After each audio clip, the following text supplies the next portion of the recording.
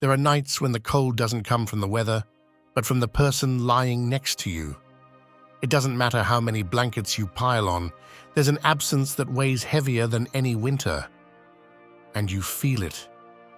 You feel that something has changed, that the body that once reached for you now pulls away, that the gaze that once embraced you now hides behind silence. It's not your imagination. It's a truth many choose to ignore, but you're done lying to yourself. When an older man begins to betray you, he doesn't do it with words. He does it with gestures, with what he leaves unsaid, with a growing disinterest that settles first in the bedroom and then in every corner of the house. This isn't just a vague suspicion, it's the instinct of a woman who's lived long enough to know when something no longer stirs the way it used to. In this video, we're going to uncover the invisible signs of silent infidelity, not through drama or self-pity, but with the stoic clarity and emotional dignity you deserve at this stage of your life. And stay with me until the end, because the final lesson won't just open your eyes, it might bring back the peace they tried to take from you. I'm Gabrielle. We're not here to sugarcoat the bitter truth. We're here to call it by its name so it stops hurting in silence. Come with me. This video might just change the way you choose who gets to share your bed and your soul.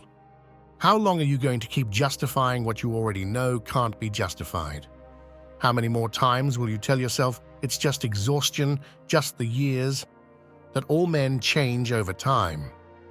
When deep down, what you're really feeling is that you're no longer alone by choice, but because someone else left without fully leaving? This is the first point we're going to talk about today. Emotional coldness isn't random, it's a sign. Because what many older women don't dare to say out loud, you're already feeling with a clarity that hurts. When a man stops touching you with intention, when his caresses become rare or disappear, when the silence at night weighs heavier than his presence. That's not exhaustion, that's absence. And that absence has a name, even if he won't say it. Another person, another story, another bed where he now leaves what used to be yours. Think of it like a house in ruins. From the outside, everything looks intact. The walls, the door, the windows shut, as if nothing's wrong. But inside, the roof has collapsed, dust covers every corner, and the cold has settled into the center of the living room. That's what a relationship looks like when infidelity has already begun.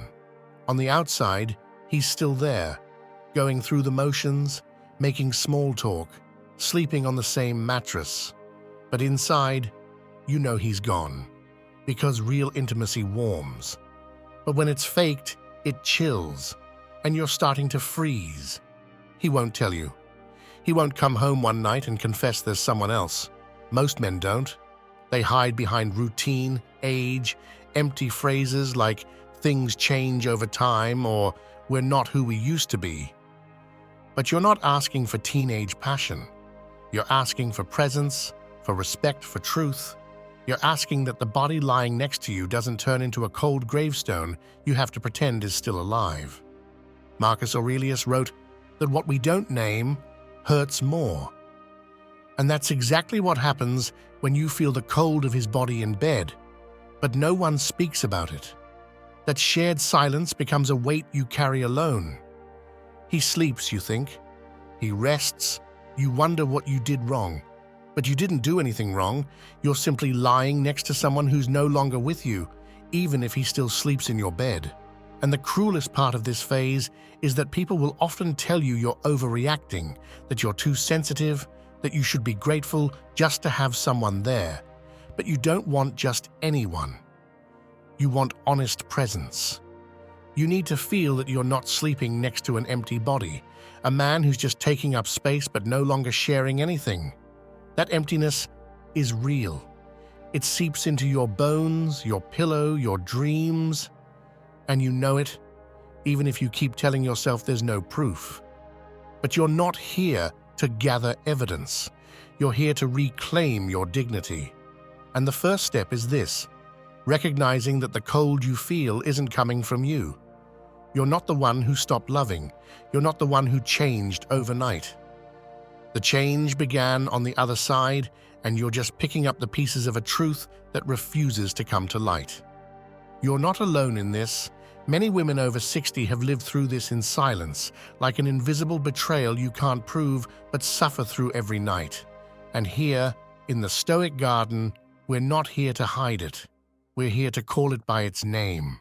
Because when a woman starts to feel cold in bed, it's not more blankets she needs, it's more truth. The emotional cold we've already named doesn't stay in the bedroom. It spreads like a shadow over everything else, everyday conversations, shared meals eaten in silence, small decisions you used to make together that he now seems to avoid. But that's just the first symptom of something deeper. Because what comes next, what truly breaks intimacy, isn't just physical disinterest. It's the absence of the soul. And that brings us to the second key point in this video. When the body pulls away, the soul is already gone. There's no gesture more honest than how a human being offers or withholds their body, because the body doesn't lie. You can fake a smile, pretend to be engaged in conversation, play the role of a couple in front of others. But the body can't act. If he no longer seeks you out, if he touches you with coldness, if his hands have lost all intention, it's because his soul is elsewhere. Maybe he's still in the house physically, but emotionally and spiritually, he's already gone. This truth, though painful, is also a moment of clarity. Epictetus taught that we are not in control of what others feel or choose, but we are responsible for how we respond. You can't force desire, you can't beg for affection, and you certainly can't convince someone to stay if they've already decided to leave, even if they haven't said it out loud. What you can do, and what you must do if you respect yourself, is take a clear look at the kind of relationship you're holding on to, and how much it's costing you in terms of dignity and inner peace. Because what hurts isn't just the abandonment. What hurts is clinging to the illusion of closeness that no longer exists. Many older women reach this point carrying years of devotion, of patience, of forgiveness, hoping that one day he'll look at them the way he used to. But what isn't said, what isn't touched, what isn't felt, doesn't come back. And waiting for that is a quiet way of erasing yourself. This distance has real consequences. It doesn't just affect your self-esteem, your confidence, the way you see yourself in the mirror. It also makes you more emotionally vulnerable. You start questioning your worth, wondering if something in you is broken, if your age is the problem, if your body is to blame, but it's not.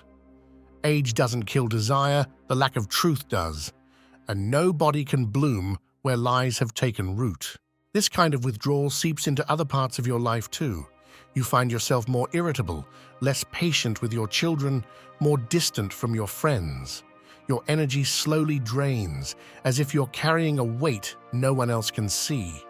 And that weight isn't just emotional, it's physical too. Sleeping next to someone who's no longer truly with you, someone who pretends to be there but is already gone inside, wears down the soul, and a tired soul begins to make the body sick. This is where Stoicism reminds us of something essential. Dignity is not negotiable, not even for love, especially not for a love that's no longer mutual. Because loving someone who no longer chooses you is a form of self-abandonment. And you weren't born to sit quietly in a corner, waiting to be seen again. You were born to live with purpose, with presence, with truth. And if the person beside you no longer shares that truth, then what you need isn't more patience, it's more clarity. I know it's not easy. This isn't about making impulsive decisions or breaking everything all at once. It's about opening your eyes, about stopping the excuses, about recognizing that when the body pulls away, the soul is already gone. And continuing to give your warmth to someone whose soul is elsewhere is a way of slowly dying, without anyone noticing. But you can notice. And that, painful as it may be, can also set you free. Because when you see the truth without dressing it up, something inside you begins to awaken. Maybe for the first time in years, maybe today, maybe now. If you've already recognized the cold, if you've accepted that the body pulled away because the soul did too, then you're ready to face something even quieter, but just as revealing. We've reached the third point in this video, and this is where things start to shift. The words he no longer says reveal more than the ones he still does. Because when a man starts to lie or hide something, he doesn't do it loudly. He does it through omissions, through comfortable silences, through half answers that seem harmless but mask a truth he no longer wants to share with you. And this is where you need to be more awake than ever. Not to turn into a detective or start a guessing game, but to reclaim your ability to see and hear with your soul fully awake. A practical strategy you can start using today is simple, yet powerful. Pay attention not just to what he says, but to what he's stopped saying. If he used to tell you about his day, but now hides behind his phone. If he used to consult you on household decisions, but now acts on his own. If he used to offer words of praise, care, or conversation, and now those words have vanished. Don't get distracted by the little that remains. Look at how much has been lost. Seneca put it this way: the soul has its own way of speaking, even in silence. And when someone stops sharing their soul with you, even if they still talk about the weather, they're already gone. That's why this strategy isn't about spying or controlling, it's about returning to your own clarity. Listening not just with your ears, but with awareness. Seeing beyond surface gestures and realizing that a prolonged emotional absence is not normal, not fair, and not inevitable. Imagine for a moment that your relationship is a garden. For years, you watered it, tended it, protected it from storms. But now, that garden looks dry, neglected. And when you ask what's going on, he dodges the question, changes the subject, or throws out short phrases that say nothing. At that point, you don't need more proof. You need more self-love, because a garden doesn't dry out overnight. It dries out when the one who is supposed to care for it no longer sees it as part of their life. And you deserve to be spoken to with truth, not with excuses. Now I invite you to take a moment and tell me where you're listening from. Write in the comments. I felt it too in the silence. If you've ever noticed how the words began to fade before the person did. This is a space where you are not alone, and where what you've lived deserves to be acknowledged, without shame and without guilt. If this message is resonating with you, I invite you to subscribe and click the like button, not to boost a number, but so this content can reach more women who need to wake up with clarity. There are still important lessons ahead, and I promise, the last one may be the one that changes the way you see this entire stage of your life. Stay with me. What's coming next matters. What goes unspoken can still wound you. What's left unsaid out of habit, fear, or resignation eventually becomes a slow form of abandonment. You've already seen how silence can say more than 1,000 words, but now it's time to face another kind of distance that often hides behind maturity or respect, when in reality, it's pure emotional avoidance. The fourth point in this video is this: distant treatment isn't respect, it's emotional disconnection. And if we don't see it clearly, it becomes a quiet trap that suffocates from within. There's an idea deeply rooted in our generation, especially among those who've spent years in long, difficult relationships, that love in later life becomes less passionate, less physical, less expressive, more subdued, more calm. And to some extent, that's true. But there's a big difference between the peace that comes from trust and the coldness that comes from disconnection. When a man stops looking you in the eyes, stops caring about your day, stops sharing his world with you, and then tells you it's because he's not into that anymore, that's not respect. That's indifference. and indifference over time is more destructive than a lie.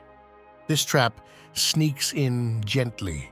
It tells you not to expect too much, not to ask for affection, that it would be immature to want attention at your age. And you, not wanting to seem needy or stir up conflict, start accepting that distant treatment as something normal. But deep down, you know it's not, because the human soul at 60, 70, or 80 still needs to be seen, valued, acknowledged, not out of vanity, but out of dignity. Emotional distance isn't a sign of calm love. It's a slow erasure. And when you accept that kind of treatment as if it's what you deserve, you're opening the door for your very identity to fade. What's most dangerous is that this disconnection doesn't just affect your relationship, it weakens your ability to feel alive. You start to shrink, speak less, believe your needs are unimportant. You become a spectator in your own life. You stop questioning, stop dreaming, stop moving with purpose. And that emotional stillness, that lack of response from your partner, becomes a mirror in which you see yourself day by day, smaller, quieter, more faded. All because you mistook respect for coldness. But the truth is, respect is never shown through distance. It's shown through presence, through genuine interest, through gestures that don't have to be grand, but must be real. Marcus Aurelius said we shouldn't fear death, but fear not having lived truthfully. And living truthfully also means not accepting relationships where you're quietly erased, where someone stops seeing you without ever saying it aloud. You weren't born to become a useful piece of furniture. You were born to be a conscious presence, a living soul, a woman with a story. If someone no longer knows how to connect with you from that place, the problem isn't your age or your personality. The problem is that they no longer know how to see you. And you can't keep dimming your light just to maintain a false sense of peace. Emotional disconnection isn't an inevitable stage in long-term relationships. It's a symptom of internal abandonment, and you deserve something different. Not perfect, not idealized, but honest, mutual, human. Because the soul, even in old age, still craves real connection. And you're here to remember that this hunger is not weakness, it's proof that you're still alive, and that you still have the power to choose. We've reached the fifth point in this video, and this is where many women begin to clearly see something they once only sensed. If he's more present for his phone than for your body, it's no coincidence. This isn't about technology or modern habits, it's about attention, about priorities, about real connection. The man who used to seek you out with his eyes now keeps them fixed on a screen. And you wonder when you stopped being part of his world and became a quiet, almost decorative presence. The answer, painful as it is, lies in what he chooses to focus on when he's with you, when the phone becomes his closest, most constant, most intimate companion. Something has broken. It's not just about suspicions of infidelity, though that's a real possibility. It's about a continuous choice. He chooses not to see you. He chooses distraction. He chooses a world you're not invited into. And that repeated exclusion slowly erodes your sense of worth. You begin to compare yourself to the screen. You start wondering if you're still interesting, if you're still enough, if there's something in you that no longer catches his eye.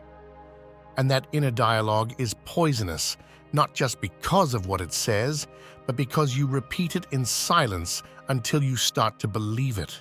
Staying in that situation comes at a real cost.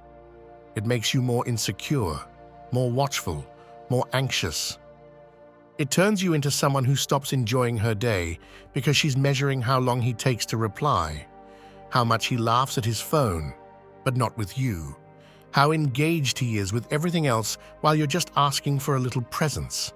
And that wears you down, because love should never be a battle for attention or a competition with a screen. If you've reached that point, you're no longer in a relationship, you're fighting not to disappear. But this can be reversed, not with accusations, not with drama, not with ultimatums. It changes when you decide to turn your gaze back toward yourself.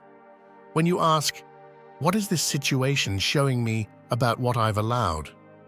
Because sometimes the problem isn't what the other person does, it's what you no longer dare to confront. And that's where the change begins, not with shouting, but with decisions, not with explanations, but with boundaries. Because when a woman decides her dignity is more important than her fear of being alone, something shifts forever. And that shift isn't easy, but it's real. The mindset you need isn't that of the resigned victim, nor the fighter ready for daily war. It's the mindset of a lucid woman who knows she doesn't need to be chosen to have value, who knows her presence, her voice, her body, and her story are not up for discount. Who knows that if someone prefers the comfort of a screen over the truth of her company, then what was lost wasn't love. It was the chance to be with someone who's still alive inside. Because you didn't come here to compete with a phone, you came to share your life with someone whose soul is awake. And if he's not willing, then maybe it's time you give yourself the attention you've spent years begging for. Because respect starts there, with no longer pleading for what should come naturally. And at this stage of life, that's no longer up for negotiation.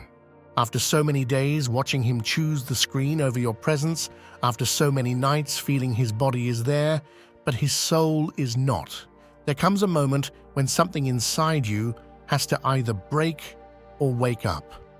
Because staying in that pattern doesn't just wear you down, it erases you. It makes you forget who you were before you started accepting so little. That's why we've reached the 6th point in this video, and it's one of the hardest. Love doesn't need proof, but betrayal always leaves traces. And if you're feeling them, it's because they're already there. Imagine for a moment that you wake up one morning and everything is just as it was yesterday. Same routine, same silence over breakfast, same phone vibrating in secret, same "I'm tired" that's become his shield against any intimacy. Now imagine that day isn't today, it's 5 years from now. And you, older, more emotionally worn out, are still there, waiting for something to change, for him to come back, to look at you the way he used to.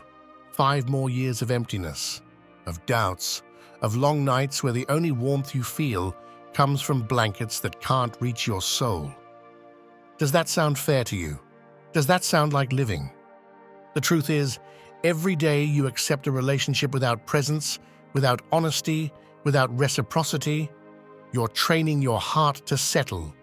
You're telling your soul that respect can wait. And that's not love. That's surrender. That's routine. That's fear disguised as loyalty. And betrayal, even if it's never spoken aloud, leaves marks in your eyes, in your doubts, in the way you start asking less of yourself because you feel you're worth less than before. There are women who spend entire decades in that waiting, and they reach the end of their days filled with guilt, silent regrets, conversations they never dared to have, not because they didn't know, but because they never gave themselves permission to act. That's not your path. You're hearing this because there's still strength in you that hasn't died. A dignity that refuses to keep tolerating convenient lies. A voice that, even if whispered, is saying, enough. The picture is clear. Every time you ignore that intuition telling you something's off, every time you accept explanations that not even he believes, you're participating in your own abandonment. You don't need physical proof to know something's wrong. You need courage to stop lying to yourself. Because there's no such thing as betrayal without signs, only eyes that refuse to see. And you weren't born to walk through life with your gaze lowered. You were born to stand in your truth with strength, even when it hurts, especially when it hurts, because that's where your freedom begins. Not when he confesses, but when you stop justifying what you already know. And if you've made it this far, it's because you're ready. Even if you don't fully realize it yet, If you've made it this far, If you've listened with your heart to every word of this video, then you can't pretend you don't know anymore. You can't hide behind doubt or keep telling yourself, maybe it's all in my head. Because what you've felt, the coldness, the distance, the avoidance, the silence, isn't imagined. It's the direct result of a relationship that no longer nourishes you, one that often only remains because you're afraid to let go. And it's from this place, where there are no more excuses, that we reach the 7th point in this video. The woman who suspects isn't losing her mind. She's reclaiming her dignity. That suspicion you carry that climbs into bed with you and wakes you in the middle of the night with a knot in your chest. It's not paranoia. It's intuition. It's the part of you that still remembers what it feels like to be truly seen, truly heard, truly loved. And it's there to tell you that something doesn't add up, that something's been lost, that you're not the one who's changed. He's the one who's already left, even if he's still physically there. This is the moment where many women give up, where exhaustion, habit, or fear of being alone lead them to look the other way. But you're not most women. You're here because something inside you refuses to keep living without truth, because you've lived long enough to know that you can't build anything solid on a lie. And that's what you need to accept with every ounce of strength in your soul. You don't need proof to act. You don't need a confession to start choosing yourself. You need courage, and at this stage of life, courage doesn't shout, it moves quietly. It shows itself when you decide to stop staying silent about what hurts, even if your whole body shakes from within. Take a moment to think about the choices you've made in recent years. How many were out of self-love, and how many were out of fear of rejection? How many were made out of respect for yourself, and how many just to hold on to something that was already falling apart? This is the time to stop explaining yourself, to stop justifying the unjustifiable. Dignity isn't something you beg for, it's something you reclaim. And you can begin reclaiming it now, with every boundary you set, every truth you speak out loud, every time you choose peace over the presence of someone who no longer protects your heart. There's no transformation without responsibility, no awakening without breaking, no new path if you keep walking in circles. And you, who've cried silently more than anyone would ever guess, don't need soft comfort anymore. You need firm decisions, because no one is going to return the value you've been allowing to slip away. It's yours, only yours. And now is the time to claim it, not from resentment, but from truth. Because being stoic doesn't mean enduring the unbearable. It means knowing when to rise, look forward and say, this is where it ends, because my self-respect is not up for debate, because my soul is no longer for sale. Because if you're listening to this, it's because you're waking up too. Getting to this point is no small thing. Not everyone is willing to face what hurts. Not everyone has the courage to look straight at a truth that, while uncomfortable, is also liberating. But you did. And that says something powerful about you. You're ready. You didn't come to this channel for distraction or cheap comfort.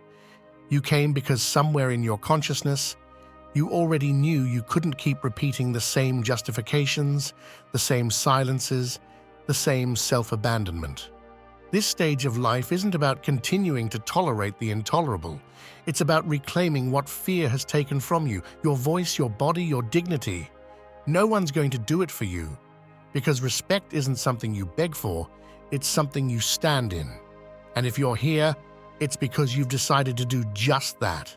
Even if everything inside you is shaking, because even with wounds, with exhaustion, with doubts, you chose not to keep ignoring what your intuition showed you long ago.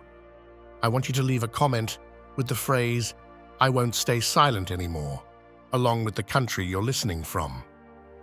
That phrase isn't a battle cry, it's an act of honesty.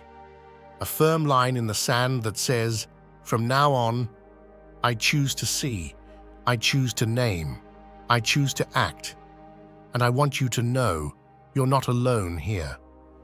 This community isn't made up of passive listeners. It's built by women who've been invisible for years and have now decided to stop being invisible. Women who didn't come looking for sympathy, but for direction. And that's what the Stoic Garden exists to offer: clarity, truth, and strength. My name is Gabriel, and I'm not here to sweeten the bitter truth. I'm here to stand with you as you face it without fear. Because when you dare to look, real change begins.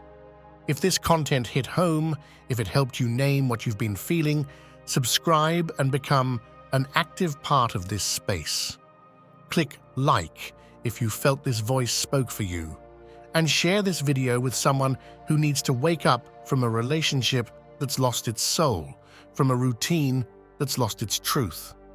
Because sometimes, a message like this is the difference between staying asleep and starting to live again.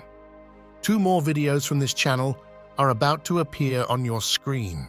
Pick the one that calls to you most and keep going on this path of clarity. Because this isn't the end. This is just the beginning. I'll see you there.